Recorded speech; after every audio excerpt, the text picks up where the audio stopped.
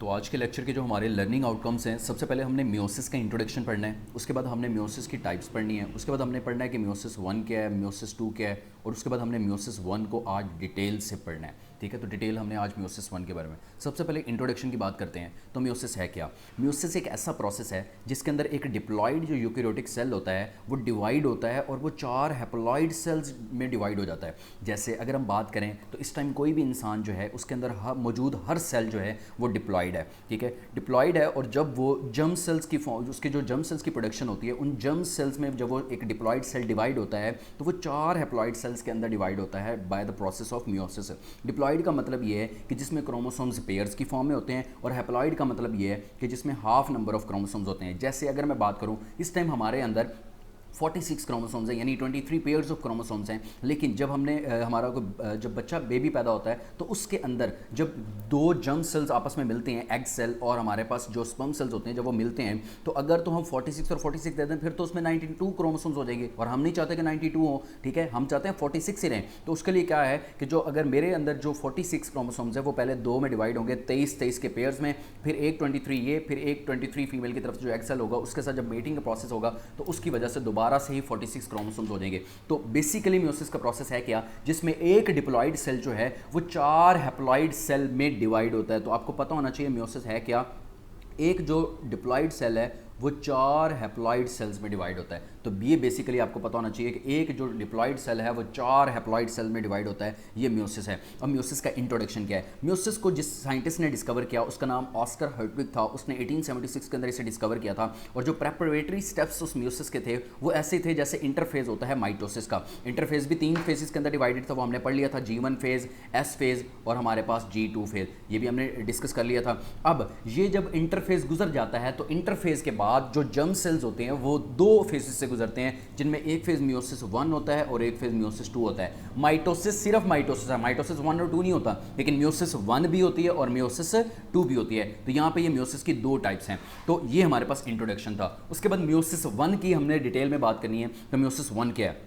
Meiosis 1 के भी same वैसी फेजेस हैं जैसे माइटोसिस के थे, प्रोफेज 1, मेटाफेज 1, एनाफेज 1 और टीलोफेज 1। ये हमारे पास मियोसिस 1 के फेजेस हैं। अब मियोसिस 1 को अगर हम डिस्कस करें थोड़ा सा, तो सबसे पहले कोई भी सेल जब डिवाइड होने लगता है तो जो प्रोसेस होता है उसको क्या कहते हैं? इंटरफेज कहते हैं। डिवाइडिंग सेल्स के इन बिटवीन जो फेज होता है उसको हम इंटरफेज कहते हैं, और इंटरफेज के बाद वो सेल मियोसिस 1 के अंदर आ जाता है। अब मियोसिस 1 क्या है? मियोसिस 1 के ये स्टेप्स खड़े हैं। मियोसिस 1 में जो पहला स्टेप होता है वो हमारे पास प्रोफेज 1 है। प्रोफेज 1 के बाद हमारे पास मेटाफेज 1 है। मेटाफेज 1 के बाद हमारे पास एनाफेज 1 है। एनाफेज के बाद हमारे पास क्या है? टीलोफेज 1 है। सबसे पहले प्रोफेज 1 क्या है? प्रोफेज 1 के अंदर अगर आपको नजर आ रहा हो तो ये हमारे पास जो क्रोमोसोम्स है, ये स्पिंडल फाइबर्स उसके जो जा रहे हैं, ये सबसे पहले तो क्रोमेटिन मटेरियल जो है वो क्रोमोसोम्स की फॉर्म में फॉर्मेशन हो जाती है उसकी। उसके बाद प्रोफेज 1 के अंदर क्या हो रहा है? ये जो न्यूक्लियर इन्वेलप है ये टूटेगा। न्यूक्लियर इन्वेलप टूटेगा तो ये क्रोमोसोम्स जो है वो सेंटर में आ जाएंगे। उसके बाद मेटाफेज में क्या है? मेटाफेज, तो प्रो फेज के अंदर बेसिकली क्या होता है? प्रो फेज के अंदर सिर्फ ये होता है कि जो न्यूक्लियर इन्वेलप होती है वो टूट जाती है। और मेटाफेज जो बेसिक स्टेप है उसमें क्या होता है कि ये जो क्रोमोसोम्स है वो एक प्लेट के अंदर अरेंज हो जाते हैं। इस प्लेट को मेटाफेज प्लेट कहते हैं। तो ये इक्वेटोरियल प्लेट होती है, इसके ऊपर ये सारे क्रोमोसोम्स अरेंज हो जाते हैं। तो एक प्लेट की फॉर्म में जो अरेंज हो जाते हैं उस फेज को क्या कहते हैं? मेटाफेज 1। और एनाफेज में क्या होता है? जैसे पहले बताया था कि ऑपोजिट पोल्स की तरफ वो क्रोमोसोम्स डिवाइड हो जाते हैं। जैसे ये एक पोल की तरफ चले गए हैं और ये दूसरे पोल की तरफ इधर अपोजिट, ये इधर को आ जाएंगे और वो इधर को आ जाएंगे। तो ये ऑपोजिट पोल्स की तरफ जो खिंच जाते हैं क्रोमोसोम्स, उस फेज को हम क्या कहते हैं? एनाफेज 1। और टीलोफेज क्या है? टीलोफेज में जो हमने पहले न्यूक्लियर इन्वेलप तोड़ी थी वो न्यूक्लियर इन्वेलप जो है वो दोबारा से फॉर्म हो जाएगी। ठीक है, तो वहाँ प्रोफेज में न्यूक्लियर इन्वेलप टूट जाती है, लेकिन जहाँ ये जो टीलोफेज है उसमें न्यूक्लियर इन्वेलप दोबारा से उसकी फॉर्मेशन हो जाती है। जब न्यूक्लियर इन्वेलप बन जाएगा उसके बाद अब न्यूक्लियस तो हमने 2 में डिवाइड कर लिया। यहाँ हमारे पास कितने न्यूक्लियस हैं? 1। और मियोसिस 1 के बाद हमारे पास कितने न्यूक्लियस हो चुके हैं? 2। तो एक सेल का न्यूक्लियस तो 2 में डिवाइड हो गया है। तो सेल में बेसिकली 2 चीजें होती हैं, न्यूक्लियस और साइटोप्लाज्म। न्यूक्लियस तो हमने 2 में डिवाइड कर दिया, अब हमने क्या करना है? साइटोप्लाज्म को 2 में डिवाइड करना है।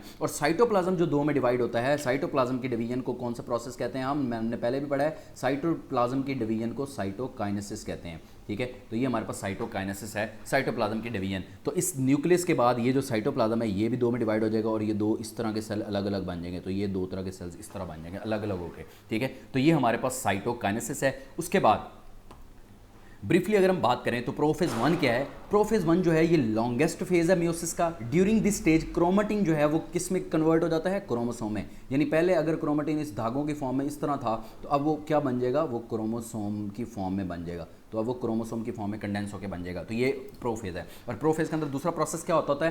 प्रोफेज में जो न्यूक्लियर एनवेलप है वो क्या हो जाती है? टूट जाती है। ठीक है, उसके बाद वो कहता है कि जो होमोलोगस क्रोमोसोम्स है ना वो पेयर्स की फॉर्म में अरेंज होते हैं। पेयर्स की फॉर्म में अरेंज होने का मतलब ये है कि ये क्रोमोसोम इस तरह अरेंज होंगे। ये एक क्रोमोसोम हो गया और ये दूसरा क्रोमोसोम, ये दो क्रोमोसोम है इस टाइम, ये एक है और ये दो क्रोमोसोम्स है। इस तरह के क्रोमोसोम को हम क्या कहते हैं? बाईवेलेंट कहते हैं। इस तरह के क्रोमोसोम को हम क्या कहते हैं?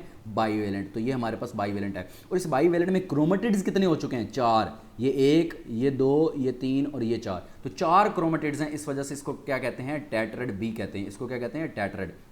तो ये टेट्राड भी है और बाईवेलेंट भी है। उसके बाद वो कहता है दो नॉन सिस्टर क्रोमेटिड्स जो हैं, नॉन सिस्टर का मतलब ये होता है कि मेरे पास ये दो क्रोमोसोम इस तरह से हैं। ठीक है, एक क्रोमोसोम ये है, मेरे पास एक क्रोमोसोम ये है। नॉन सिस्टर का मतलब ये है कि ये आप देख सकते हैं कि इसका जो बड़े वाला पेयर था वो दूसरी साइड पे चला गया और छोटे वाला पेयर बड़े वाले के साथ मिल रहा है। तो इसका जो नॉन सिस्टर क्रोमेटिड का मतलब है कि जो सेम ना हो। तो आपको नजर आ रहा है कि सेम तो ये वाले थे ना, कि ये भी बड़ा उसका था क्रोमेटिड और ये भी बड़ा था, लेकिन ये सेम एक दूसरे के साथ नहीं मिल रहे, बल्कि एक साइड से बड़े वाला आ रहा है और दूसरे साइड से क्रोमेटिड कौन सा आ रहा है? छोटे वाला आ रहा है। तो इस तरह के क्रोमेटिड्स को क्या कहते हैं? नॉन सिस्टर क्रोमेटिड्स कहते हैं। और नॉन सिस्टर क्रोमेटिड जो है वो एक बहुत इंपॉर्टेंट प्रोसेस होता है जिसकी हमारी जिंदगी के अंदर बहुत अहमियत है। उस प्रोसेस को कहते हैं क्रॉसिंग ओवर। क्रॉसिंग ओवर का क्या मतलब है? क्रॉसिंग ओवर का मतलब ये है कि इसका आधा हिस्सा इसकी तरफ आ जाएगा और इसका आधा हिस्सा टूट के उस क्रोमोसोम की तरफ चला जाएगा।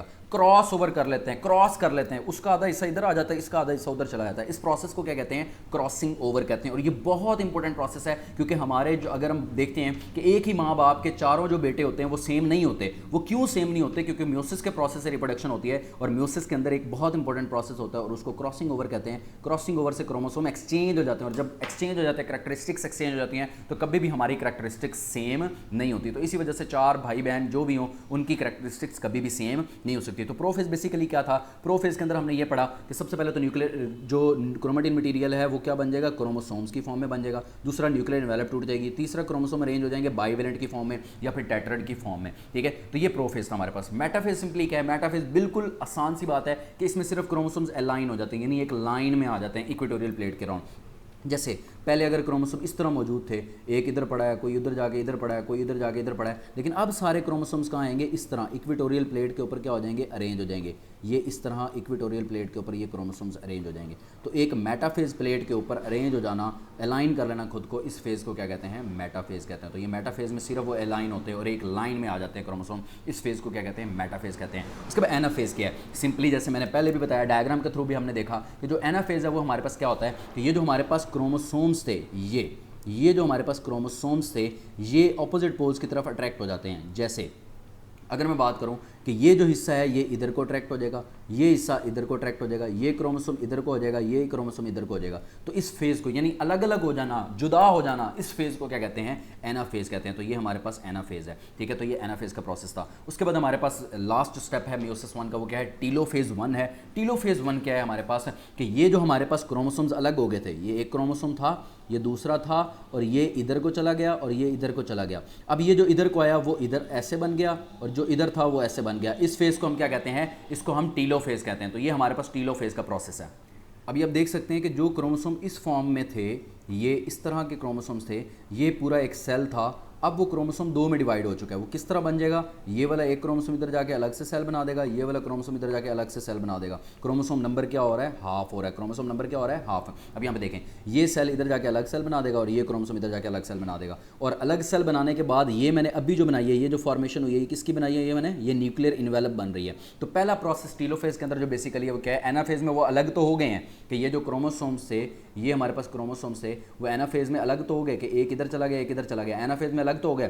टीलोफेज में होता क्या है कि टीलोफेज में इसके अराउंड न्यूक्लियर इन्वेलप बन जाती है। और जब न्यूक्लियर इन्वेलप बन जाती है इसका मतलब न्यूक्लियस दो में डिवाइड हो गया। न्यूक्लियस अब दो में डिवाइड हो चुका है। इस न्यूक्लियस को दो में डिवाइड होने को क्या कहते थे? कैरियोकाइनेसिस कहते थे। न्यूक्लियस डिवाइड हो गया। दूसरी क्या चीज़ हमने दो में डिवाइड करनी है? वो हमारे पास साइटोप्लाज्म है। और साइटोप्लाज्म को दो में डिवाइड करने के प्रोसेस को क्या कहते हैं? साइटोकाइनेसिस कहते हैं। तो इस मियोसिस 1 के बाद हमारे पास साइटोकाइनेसिस का प्रोसेस होगा और जो साइटोकाइनेसिस का प्रोसेस उसमें साइटोप्लाज्म दो में डिवाइड हो जाएगा। ठीक है, अब हम एक एनिमेशन के थ्रू देखेंगे कि ये मियोसिस 1 का जो प्रोसेस है वो किस तरह हो रहा है। तो डिटेल में हम बात करते हैं एनिमेशन के थ्रू। अगेन ये आपको नज़र आ रहा है। उस दिन हमने बात की थी माइटोसिस की, जो हमने उसकी इंपॉर्टेंस पढ़ी थी, तो हमने पढ़ा था कि जो माइटोसिस है वो एसेक्सुअल रिप्रोडक्शन में हिस्सा लेता है। लेकिन अभी मैंने बताया कि ये जो मियोसिस है ये किस में हिस्सा लेता है, ये हमारे सेक्सुअल रिप्रोडक्शन के अंदर ये हिस्सा लेता है। तो ये हमारे पास सेक्सुअल रिप्रोडक्शन में जो टेक पार्ट कर रहा है वो हमारे पास क्या होती है, मियोसिस।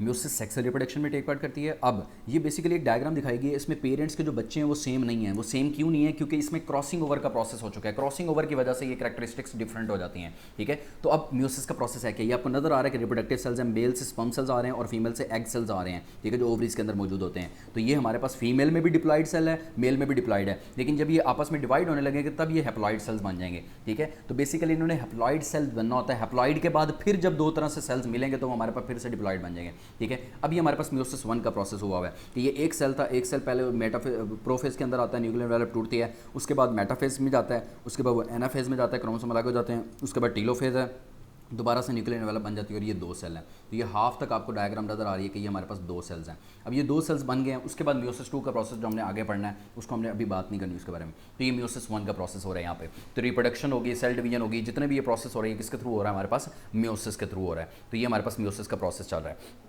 अब म्यूसिस में करैक्टरिस्टिक्स डिफरेंट होती हैं, जैसे मैंने अभी बताया आपको, करैक्टरिस्टिक्स कभी सेम नहीं हो सकती। वो इसलिए सेम नहीं होती क्योंकि क्रॉसिंग ओवर का प्रोसेस होता है और क्रॉसिंग ओवर में कभी नहीं हो सकता। अब म्यूसिस 1 में 2 सेल 2 में डिवाइड हो गया और म्यूसिस 2 है। नीचे उसने माइटोसिस के बारे में आपको बात की हुई है कि माइटोसिस में भी जो एक सेल है वो 2 में डिवाइड हो रहा है। बेसिकली ये हमें स्टेप्स लग तो ऐसे रही हैं कि जैसे सेम प्रोसेस है, लेकिन इनमें बहुत डिफरेंस, डीपली डिफरेंस है। और सबसे जो सिग्निफिकेंट डिफरेंस है वो हमारे पास क्रॉसिंग ओवर का है। तो ये उसने बहुत अच्छी डायग्राम हमें बताई हुई है कि ये हमारे पास जो म्यूसिस 1 का प्रोसेस है वो किस तरह हो रहा होता है।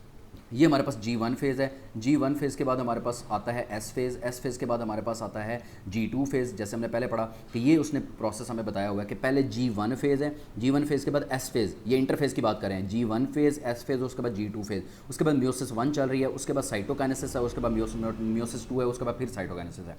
तो ये DNA की रेप्लिकेशन, ये हमने पढ़ा कि S फेज़ में क्या होती है, DNA की रेप्लिकेशन होती है, ठीक है। तो एस फेज़ के अंदर DNA की रेप्लिकेशन होती है क्योंकि डबल में डिवाइड होता है, उसके बाद वो हाफ हाफ में जाके फिर 2 सेल्स में डिवाइड होता है, ठीक है। तो ये एस फेज़ के अंदर जो DNA है उसकी डुप्लीकेशन हो रही है। ये सिस्टर क्रोमेटिड्स उसने बताया हुआ है कि सेम क्रोमोसोम्स है और जहाँ से क्रोमोसोम्स अटैच्ड होते हैं सेंटर से उसको सेंट्रोमियर कहते हैं।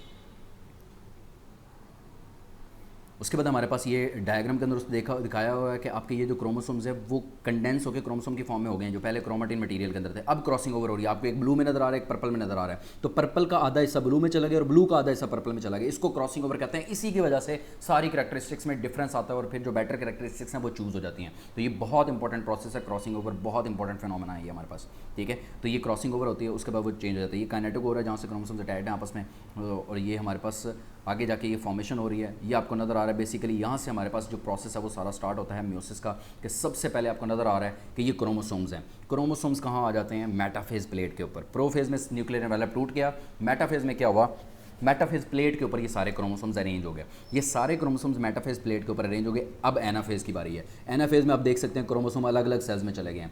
अब ये टीलोफेज चल रहा है कि दोबारा से न्यूक्लियर एनवेलप बन रहा है। तो न्यूक्लियर एनवेलप टूटने के अमल को क्या कहते हैं? न्यूक्लियर एनवेलप टूटने के अमल को प्रोफेज कहते हैं। अरेंज होने को या अलाइन होने को क्या कहते हैं? मेटाफेज। उसके बाद हमारे पास मेटाफेज के बाद आता है एनाफेज, उसमें क्रोमोसोम अलग अलग हो जाते हैं। उसके बाद आता है टीलोफेज। टीलोफेज में जो अलग अलग हुए थे क्रोमोसोम उनके बाद अराउंड फिर से न्यूक्लियर एनवेलप बन जाती है। तो ये हमारे पास म्यूसिस 1 का प्रोसेस था। फिर क्लीवेज फ्रू बनती है और साइटोकाइनेसिस हो जाती है। तो एक सेल किस में डिवाइड हो चुका है इस टाइम? 2 में डिवाइड हो चुका है। ये हमारे पास म्यूसिस 1 का प्रोसेस था। इस म्यूसिस 1 के बाद हमारे पास आगे स्टार्ट होती है, ये साइटोकाइनेसिस हो चुकी है इस टाइम, तो एक सेल 2 में डिवाइड हो चुका है। उसके बाद हमारे पास इस म्यूसिस 1 के बाद म्यूसिस 2 का प्रोसेस स्टार्ट होता है। तो बेसिकली ये हमारे पास म्यूसिस 1 थी। तो म्यूसिस 1 हमारे पास क्या है? म्यूसिस 1 जो हमारे पास है वो हमारे पास म्यूसिस 1 में हम एक सेल जो होता है उसको 2 में डिवाइड करते हैं, ठीक है। तो बेसिकली आज जो पूरे लेक्चर के अंदर हमने पढ़ा, बेसिकली इस पूरे लेक्चर में हमने सबसे पहले म्यूसिस का इंट्रोडक्शन पढ़ा कि म्यूसिस को डिस्कवर किसने किया था, फिर म्यूसिस की टाइप्स क्या होती हैं, म्यूसिस 1 2 होती हैं, म्यूसिस 1 क्या है, म्यूसिस 2 क्या है, ये दोनों म्यूसिस की टाइप्स हैं। और डिटेल अगर हम बात करें म्यूसिस 1 की,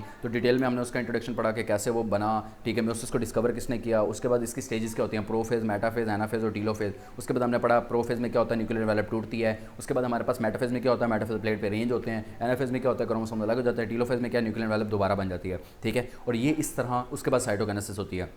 तो बेसिकली सेल में दो चीज़ें होती हैं, न्यूक्लियस और साइटोप्लाज्म। न्यूक्लियस डिवाइड करने को कैरियोकाइनेसिस कहते हैं, साइटोप्लाज्म डिवाइड करने को साइटोकाइनेसिस कहते हैं। पहले म्यूसिस में सारी कैरियोकाइनेसिस हो जाती है, उसके बाद साइटोप्लाज्म को डिवाइड करते हैं, तो एक सेल दो में डिवाइड हो जाता है। तो एक सेल जो है वो दो में डिवाइड हो जाता है और क्रोमोसोम नंबर भी हाफ हो जाता है। तो अगर क्रोमोसोम नंबर एक सेल दो में डिवाइड हो, माइटोसिस में भी तो एक सेल दो में डिवाइड होता है, लेकिन फ़र्क क्या है इसमें और उसमें? उसमें यह है कि अगर एक सेल दो में डिवाइड हो और क्रोमोसोम नंबर सेम रहे तो वो माइटोसिस है, और अगर एक सेल दो में डिवाइड हो और क्रोमोसोम नंबर हाफ हो जाए तो उसको हम म्यूसिस कहते हैं। तो आज हमारे पास क्रोमोसोम नंबर हाफ हो चुके हैं, तो ये म्यूसिस का प्रोसेस है। ठीक है, ये आज का लेक्चर था।